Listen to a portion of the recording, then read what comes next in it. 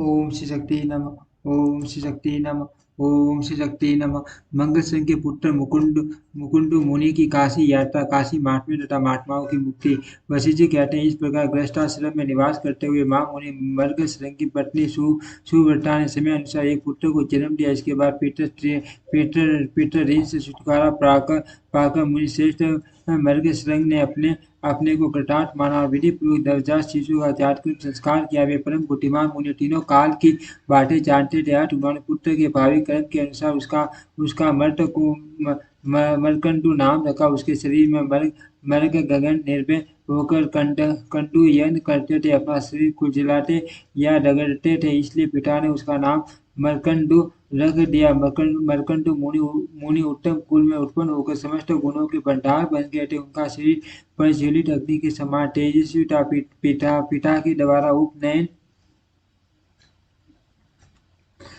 के द्वारा उपनयन संस्कार हो जाने पर वे ब्रह्मचर्य का पालन करने लगे। उन्होंने पिता के पास रहकर संपूर्ण वेदों का अध्ययन किया। तत्पश्चात गुरु पिता की आज्ञा लेते आश्रम को स्वीकार किया। मुदिगल मुनि की कन्या मरुदेवी के साथ मरकंडू मुनि का विवाह हुआ। तदनंतर मर्गशृंग मुनि की दूसरी पत्नी कमला ने भी एक उत्तम पुत्र उत्पन्न किया। वह सदाचार, वेदा अध्ययन, विद्या और विनय से सबसे सबसे उत्तम निकला, इसीलिए उसका नाम उत्तम रखा। पिता के उपनयन संस्कार कर देने पर वह उत्तम मुनि ने भी संपूर्ण वेदों का अध्ययन करके विधि पूर्वक विवाह किया। कमनीय केश कलाप और मनोहर रूप से युक्त, कमल दल के समान विशाल नेत्र तथा कल्याण में स्वभाव वाली कण्व मुनि की कन्या कुशा को उन्होंने पति रूप से ग्रहण किया।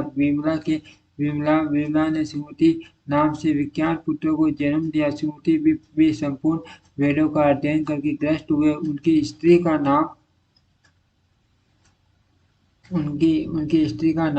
नाम सत्या था। तत्पश्चात सुरसा के गर्भ से भी एक पुत्र का जन्म हुआ, जिसका नाम सुव्रत था। सुरसा कुमार सुव्रत ने भी संपूर्ण वेदों का अध्ययन समाप्त करके द्वितीय आश्रम में प्रवेश किया। प्लूटो की पुत्री प्रियवंदा सुव्रत की धर्म पत्नी हुई। पिता ने अपने सभी पुत्रों से पर्याप्त दक्षिणा वाले यज्ञों का अनुष्ठान करवाया। वे सभी पुत्र सेवा शिक्षा में संलग्न हो प्रतिदिन पिता का प्रिय करते थे। उत्तम लक्षणों वाली पुत्र वधुओं से वेदों के पारगामी कल्याण में पुत्रों तथा उत्तम गुणों वाली धर्म पत्नियों से सेवित हो मर्गशृंग मुनि ग्रस्त धर्म का पालन करने लगे। सुमति उत्तम तथा महात्मा सुव्रत को भी पटक अनेक पुत्र हुए, जो वेदों के पारगामी विद्वान थे। माघ मास आने पर मुनिवर मर्गशृंग अपनी धर्म पत्नियों से पुत्र वधु पुत्रों तथा पौत्रों के साथ प्राप्त कर स्नान करते थे।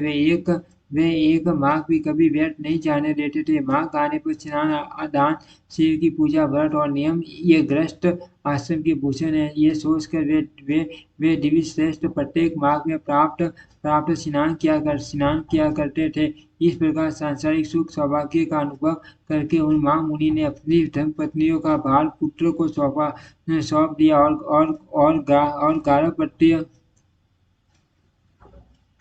अग्नि को अपने आत्मा में स्थापित कर लिया। फिर पुत्र के पुत्र का मुख देख और अपने शरीर को अत्यंत जराग्रस्त जानकर तपोनिधि मृगशृंग ने तपस्या करने के लिए तपोवन को प्रस्थान किया। वहां पट्टे सभाने छोटे छोटे तालाबों में जल पीने, संसार से उद्विग्न होने तथा रेतीली भूमि में निवास करने के कारण वे मृगों के समान धर्म का पालन करने लगे। मृगों के झुंड में चिरकाल तक विचरण करने के पश्चात उन्होंने ब्रह्मलोक प्राप्त कर लिया। वहां 4 मुखों वाले ब्रह्मा जी ने उनका अभिनंदन किया।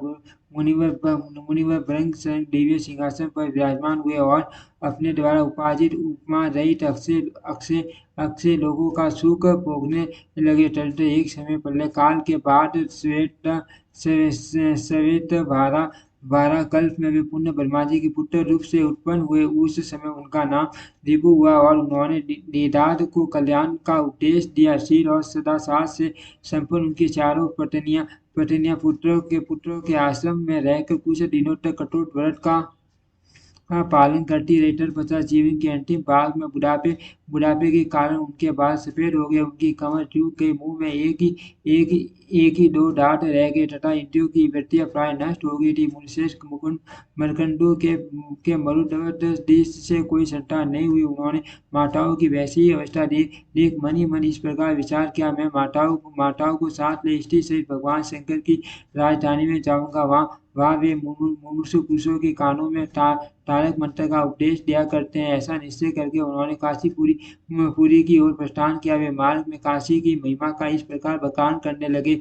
मरकंडू बोले, जो माता पिता और अपने बंधुओं तथा त्याग दिए गए हैं, जिनकी संसार में कहीं भी गति नहीं है, उनके लिए काशीपुरी उत्तम गति है। जो जरावस्था से ग्रस्त और नाना प्रकार के रोगों से व्याकुल है, जिनके ऊपर दिन रात पग पग पर विपत्तियों का आक्रमण होता है, जो कर्मों के बंधन में आबद्ध हैं और संसार से तिरस्कृत हैं, जिन्हें राशि पापों ने दबा रखा है, जो दरिद्रता से प्राष्ट योग भ्रष्ट तथा तपस्या और दान से वंचित है, जिनके लिए कहीं भी गति नहीं है, उनके लिए काशीपुरी उत्तम गति है। जिन्हें भाई बंधुओं के बीच पग पग पर मान हानि उठानी पड़ती हो, उनको एकमात्र भगवान शिव का आनंद कानून काशीपुरी आनंद प्रदान करने वाला है।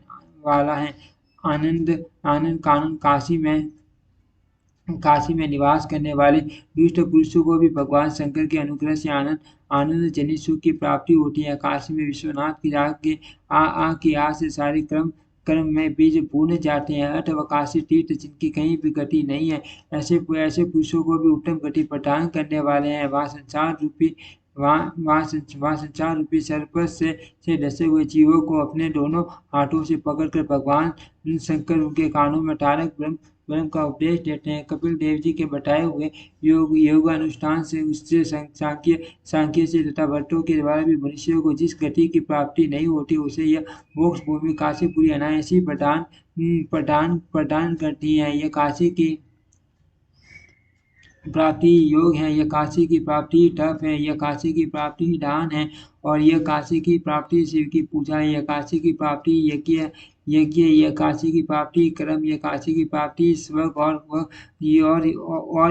और ये काशी की प्राप्ति सुख है। काशी में निवास करने वाले मनुष्यों के लिए काम, क्रोध, मद, लोभ, अहंकार, मात्सर्य, अज्ञान, कर्म, जड़ता, भय, काल, बुढ़ापा, रजोगुण, विघ्न, बारह क्या चीज है, ये उनका कुछ भी बिगाड़ नहीं सकते। अपनी माताओं का मार्ग जनित कष्ट दूर करने के लिए इस प्रकार की बातें करते हुए मरकंडू मुनि धीरे धीरे चलकर माताओं सहित काशीपुरी में जा पहुंचे। वहां उन मुनि ने बिना विलंब किए सबसे पहले मणिकर्णिका के जल में विधि पूर्वक वस्त्र से स्नान किया। तत्पश्चात संध्या आदि शुभ कर्मों का अनुष्ठान करके पवित्र हो उन्होंने चंदन और कुछ मिश्रित जल से सबको देवताओं और ऋषियों का तर्पण किया। फिर अमृत के समान स्वादिष्ट पकवान शक्कर मिली हुई खीर तथा गोरस से संपूर्ण तीर्थ निवासियों को पटक पटक तप्त करके अन्नदान, धान्य दान, गंध, चंदन, कपूर, पान और सुंदर वस्त्र आदि के द्वारा तीनों एवं अनाथों का सत्कार किया।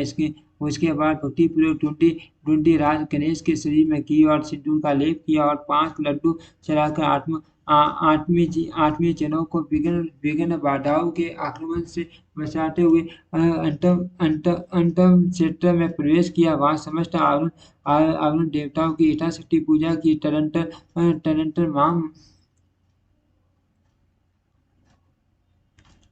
तदंतर मना मरकंडो ने भगवान विश्वनाथ को नमस्कार और उनकी स्तुति करके माताओं के साथ विधि पूर्वक क्षेत्रों पर वास किया। विश्वनाथ जी के समीप उन्होंने जाकर रात बिताई और निर्मल प्रभात होने पर एकाग्रसित हो मणिकर्णिका के जल में स्नान किया। सारा अनुष्ठान पूरा करके नियमों का पालन करते हुए पवित्र हो वेद वेदांगों के पारगामी महात्मा ब्राह्मणों के साथ अपने नाम से एक शिवलिंग की स्थापना की, जो सब प्रकार की सिद्धियों को देने वाला है। उनकी चारों माताओं ने भी अपने अपने नाम से एक एक शिवलिंग स्थापित किया। वे सभी लिंग दस मात्र से मुक्ति प्रदान करने वाले हैं।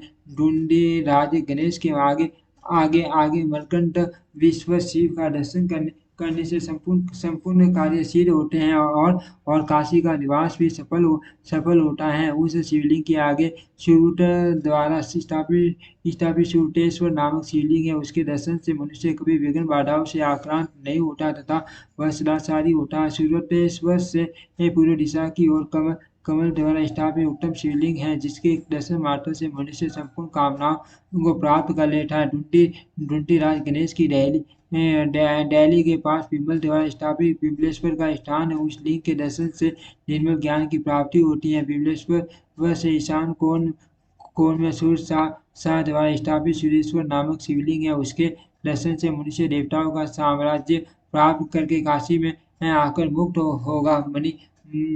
मणिकर्णिका से पश्चिम मरुत दविती द्वारा पूजित शिवलिंग है, जिसके जिसके दर्शन मात्र से मनुष्य भी जन्म नहीं लेता। इस प्रकार शिवलिंगों की स्थापना करके वे सब लोग एक वर्ष तक काशी में ठहरे रहे। बारंबार उस विशिष्ट एवं पवित्र क्षेत्र का दर्शन करने से उन्हें तृप्ति नहीं होती थी। मर्कंडु मुनि एक वर्ष तक प्रतिदिन तीर्थ यात्रा करते रहे, किंतु वहां के संपूर्ण तीर्थों का भार न पा सके, क्योंकि काशीपुरी में पग पग पर तीर्थ है। एक दिन मर्कंडु मुनि की माताएं जो पूर्ण ज्ञान से संपन्न थी, मणिकर्णिका के जल में डूबकर के स्नान करके शिव मंदिर की प्रदक्षिणा करने लगी। इससे परिश्रम के कारण उन्हें थकावट आ गई और वे सब की सब मन्नासन होकर वहीं गिर पड़ी। उस समय परम दयालु काशीपति भगवान शिव बड़े वेग से वहां आए और अपने हाथों से स्नेह पूर्वक उन सब के मस्तक पकड़कर एक ही साथ कानों में प्रणव मंत्र का उच्चारण किया। ओम श्री शक्ति नमः, ओम श्री शक्ति नमः, ओम श्री शक्ति नमः।